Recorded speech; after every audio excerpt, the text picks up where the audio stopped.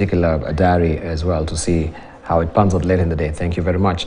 We want to cross over to our city center studio where we have Gloria Mulimo standing by. We know that there is a Marburg outbreak. It began in Ghana. We want to see what is the latest development, and she's here to tell us more about that. It's a niggling worry for every country just to take measures on that.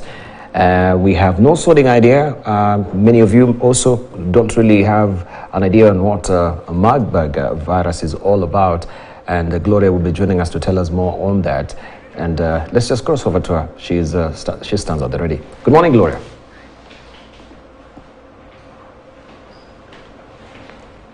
Well, indeed, the World Health Organization has put countries at risk of resurgence of Marburg virus on alert following an outbreak of the disease in Ghana. Remember, Marburg is a highly infectious hemorrhagic viral infection that belongs to the same group as Ebola. So what really happened is that there were 2 people who presented with symptoms of Marburg infection in Ghana's southern Ashanti region, who actually died a few days after reporting to the facility a few days apart. So what WHO is telling countries that have reported previous cases to just beef up their surveillance following this outbreak. And remember that Kenya is among countries that have reported previous outbreaks.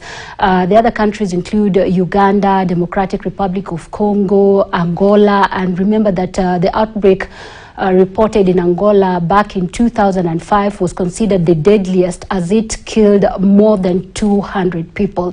When you look at this virus, Dibal, is that there are no vaccines to protect one from it, and also there are no antivirals to treat one in case they are infected.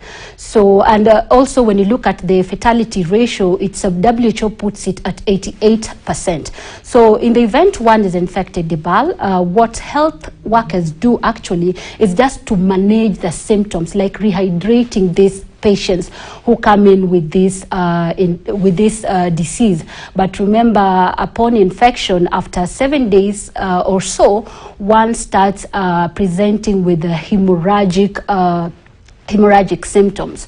So what Kenya is doing, the other day I spoke to the Ministry of Health, they're saying that they've just beefed up their surveillance along the country's entry points, considering that diseases know no borders. So as long as people will continue traveling, the risk of infection or importation of the disease in the country remains high.